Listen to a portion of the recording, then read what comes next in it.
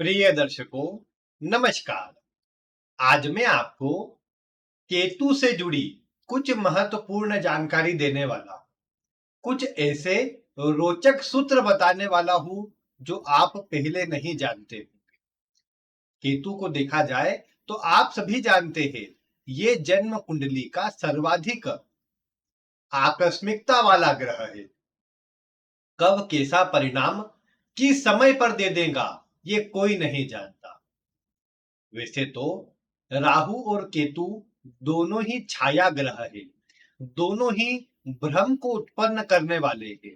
लेकिन जब बात केतु की आती है तो ये अपना विशिष्ट कुछ अलग प्रभाव रखता है। आप ये तो जानते ही है कि राहु के सामने होने के कारण इस केतु को पापक ग्रह की श्रेणी में रखा जाता है। और इसीलिए आप जब ज्योतिषीय ग्रंथों का अवलोकन करेंगे तो राहु के साथ ही केतु का प्रभाव भी बता दिया जाता है। लेकिन वास्तविकता में जहां पर इनका अलग अलग वर्णन आप पढ़ेंगे, तब आप एक ही बात पाएंगे कि केतु का प्रभाव राहु से पूरी तरह भिन्न है। अब यूं भी एक बात आप जानते हैं कि राहु और केतु आमने सामने होते हैं, और जो आमने सामने होते हैं उनके स्वभाव में एकता नहीं होती, स्वभाव अलग अलग ही होता है। और ये भी मैंने आपको बताया है कि राहु का काम है, जहां भी वो बैठेगा वहां से आपको जोड़ देगा।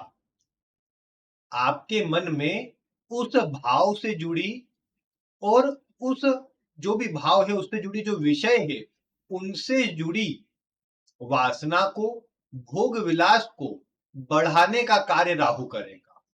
लेकिन केतु का काम ऐसा नहीं है।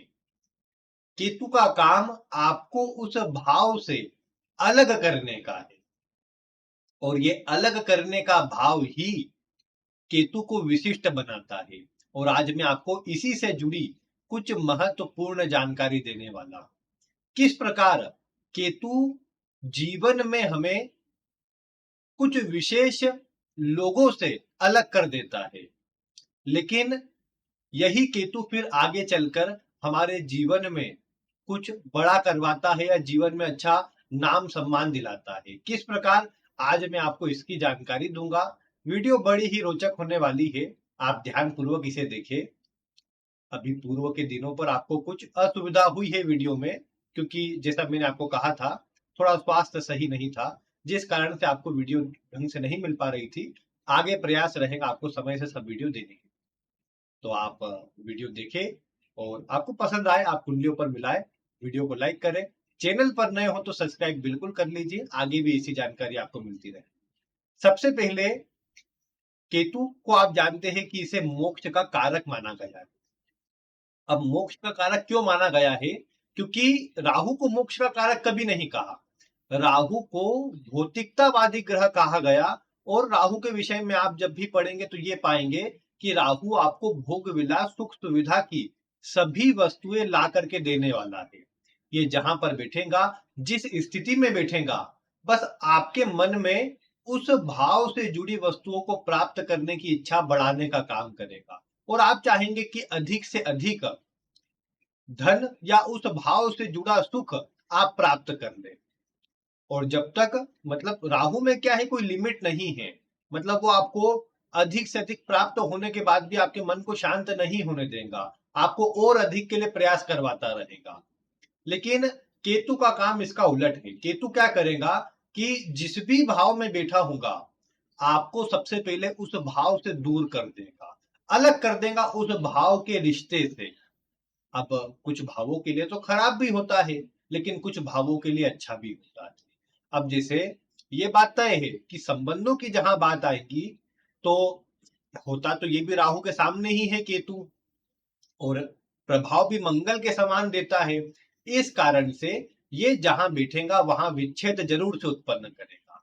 यानी आपकी कुंडली में केतु जिस भी भाव में है, आप देख पाएंगे कि उस भाव से जिस रिश्ते का विचार किया जाता है, उस रिश्ते से आपके संबंध अच्छे ना रहे, या किसी न किसी कारण से वहां से आपको परेशानी का सामना करना पड़े, या फिर आपके संबंध किसी न किसी कारण से खराब हो जाए, ये बात आपको देखने को मिलेगी।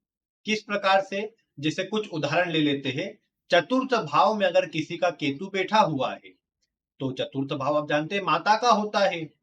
दोस्त मित्र आदि को भी देखा जाता है, विशेषकर समाज के लोग, आपके आस-पास के लोग, जनता का विचार क्योंकि चतुर्थ भाव से होता है, तो ये उन चीजों को केतु कहीं न कहीं उनसे अलग करने का काम आपको करेगा। संभव है कई बार क्या होता है कि व्यक्ति को जन्म स्थान से कहीं बाहर जाना पड़ गया, क्योंकि चतुर्थ भाव जन्म स्थान का भी है। तो केतु चतुर्थ में हो तो बड़ी संभावना है कि व्यक्ति जन्म स्थान से दूर चले जाए।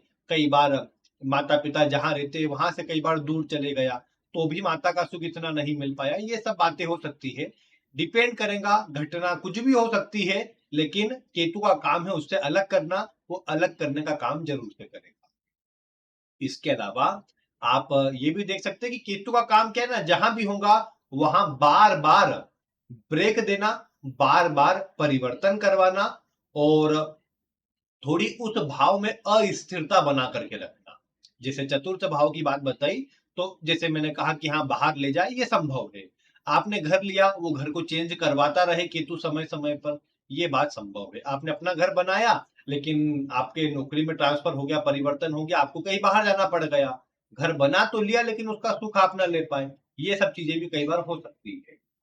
इसके अलावा आप एक और चीज देख पाएंगे कि अगर मान लीजिए नवम भाव में केतु बैठा हुआ है, नवम भाव पिता को दर्शाता है, तो ऐसे व्यक्ति के संभव है पिता से संबंध अच्छे ना रहे। धर्म आदि के विषय में अब केतु धार्मिक ग्रह तो है ही, आध्यात्म से जोड़ने वाला है, तो इसीलिए ये तो बोल सकते हैं कि हाँ व्यक्ति धार्मिक होगा, अच्छे कार्य करेगा, दूसरों के लिए भी अच्छा करेगा, ये सब चीजें संभव है। लेकिन इसके साथ में ये भी संभव है कि ऐसा व्यक्ति अपने जीवन काल में अपने पिता के लिए अच्छा करने का प्रयास करे, लेकिन संबंध उनसे अच्छे ना रहे। अगर जैसे कई बार होता है कि सूर्य के साथ में भी केतु हो तो कुछ सिमिलर चीजें मिल जाती है। हालांकि सूर्य के साथ केतु हो तो कई बार पिता के लिए भी सरकारी नौकरी के योग बनते देखे गए, और जातक के स्वयं के लिए भी अच्छे योग होते सरकारी क्षेत्र में जुड़ने के लिए।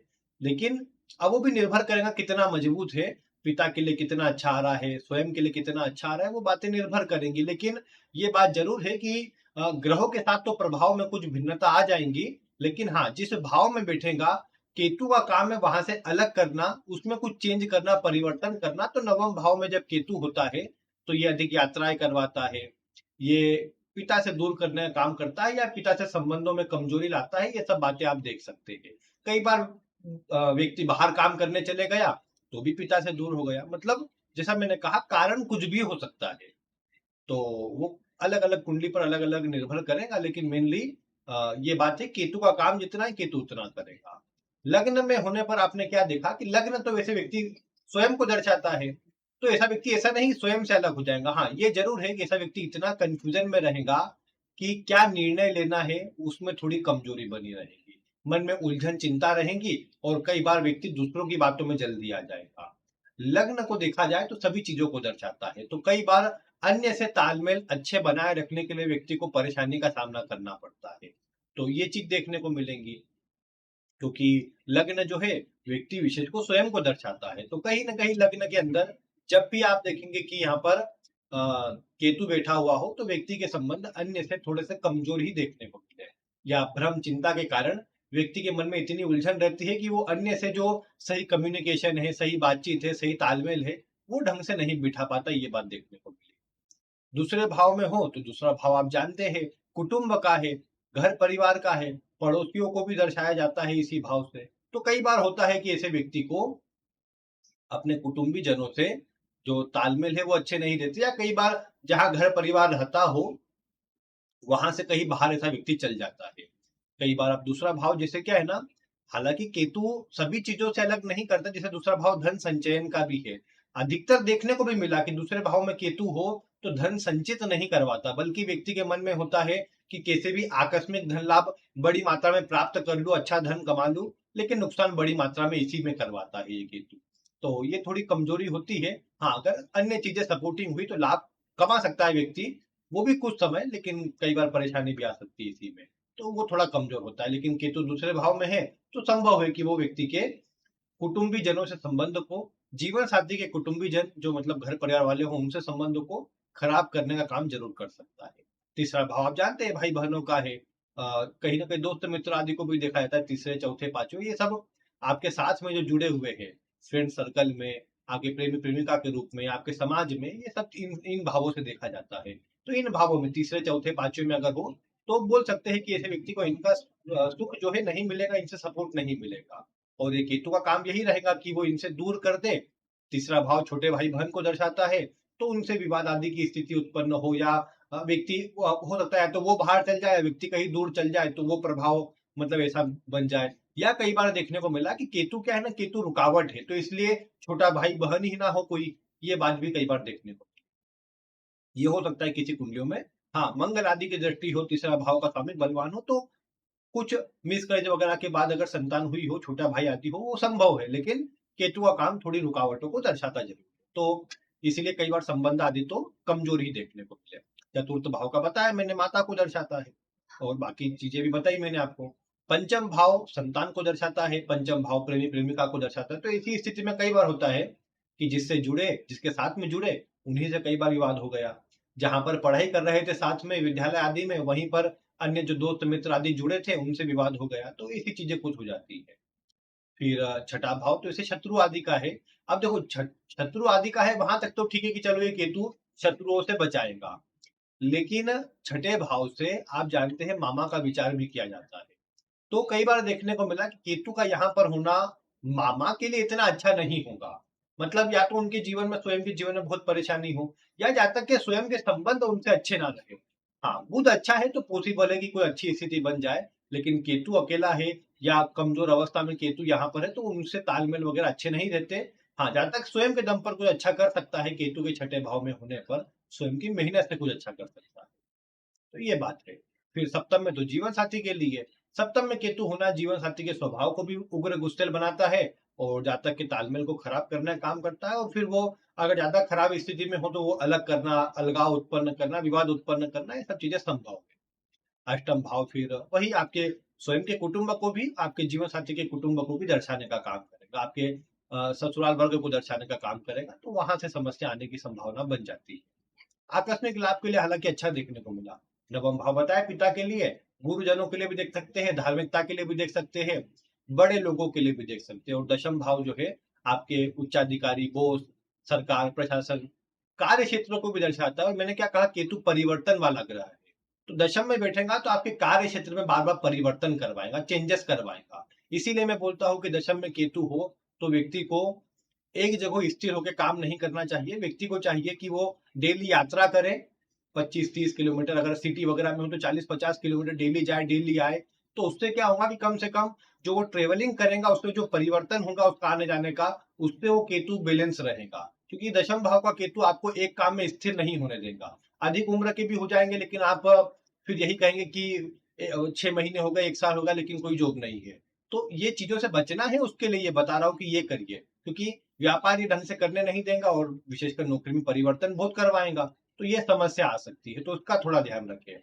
और बाकी उच्चाधिकारी, बॉस, अन्य जो बड़े लोग हैं, आपके समाज के जो लोग हैं, समाज के उच्च वर्गीय जो लोग हैं, उनसे आपके संबंधों को थोड़ा खराब कर सकता है, उनसे आपको अलग कर सकता है, तो थोड़ा ध्यान रखें। बाकी लाभ भाव में होगा तो लाभ भाव फिर अगर देखा जाए तो बड़े भाई बहनों को भी दर्शाता है, तो पहली चीज उनसे तालमेल में कमजोरी को ला सकता है। लेकिन एक और चीज है कि छठे से छठा भी ये होता है, तो इस कारण से यहाँ पर भी आपके, जैसे मैंने आपको जब बताया था तो मैंने आपको कहा था कि जब लाभ भाव में केतु हो तो ये चाचा के लिए भी अच्छा नहीं होता, तो वो बात भी आती है इसके अंदर, क्योंकि छठे से छठा है ये, और वो बड़े भाई के अपने पिता के हिसाब से देखेंगे तो उनके छोटे भाई के लिए भी आ जाएगा, तो वो सब चीजें यहाँ पर आती है, उसे जोड़िए। आप देखेंगे कहीं न कहीं बिल्कुल यहाँ पर ये जो केतु है लाभ भाव का, ये थोड़ी कमजोर स्थिति दर्शाता है यहाँ पर, मुख्य रूप से ये लाभ भाव में होने के कारण इनसे तालमेल को कमजोर करता है। लाभ के लिए भले अच्छा है ये, लेकिन इनसे तालमेल को खराब करता है। और 12वें भाव में हो, तो 12वां भाव वैसे देखा जाए तो ये नाना वर्ग आदि को दर्शाता है, आपके ननिहाल आदि को दर्शाता है, उनसे तालमेल खराब कर सकता है। पिता की माता को भी देख सकते हैं यहाँ से, आपकी दादी को, क्योंकि नवम से चतुर्थ में आता है, इसे जोड़ लीजिएगा आप।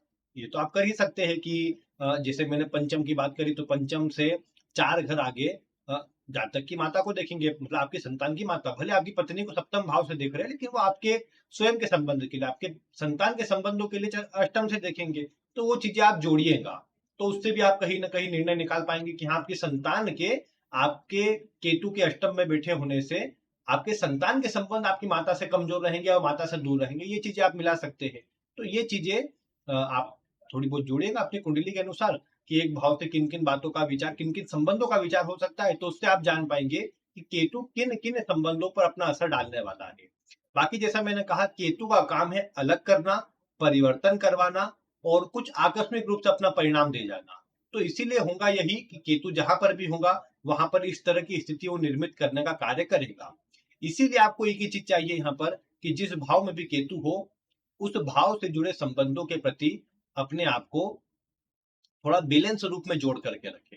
मतलब यहाँ पर ये भी ना कोशिश करें कि नहीं बहुत ज्यादा आप उनसे अटैच रहे और बहुत ज्यादा भी उनसे दूर रहने का प्रयास ना करें, क्योंकि दूर रहेंगे संबंध जल्दी टूट जाएगा। ज्यादा पास में रहेंगे तो किसी न किसी बात पर फिर संबंध टूट जाएगा। एक नॉर्मल स्थिति में अपने संबंधों को बनाए रखें। आप देखेंगे कि जब बैलेंस स्थिति में काम होगा तो आपको कोई समस्या भी नहीं आएगी। बाकी हाँ, ये बात जरूर है, केतु ने अपना फल देना है। आप मिलाकर देख पा रहे होंगे कि केतु जिस भाव में है उस भाव से जुड़े संबंधों में कुछ न कुछ कमजोरी आपको देखने को मिल रही है। हालांकि ये छाया ग्रह है और एक ही ग्रह की जानकारी मैंने दी है, उस किस राशि में है, राशि स्वामी किस स्थिति में है, सब बातें कुछ परिवर्तन ला सकती है। बाकी आप बताइए आपकी कुंडली में कितना मिला, अन्य कुंडलियों पर मिला करके देखें। बाकी अगर आपको वीडियो पसंद आई हो तो इसे लाइक करें, अन्य लोगों तक शेयर करें। आगे भी ऐसी ही रोचक वीडियो देखने के लिए चैनल को सब्सक्राइब करें। आज की वीडियो में इतना ही। वीडियो देखने के लिए आपका बहुत बहुत धन्यवाद।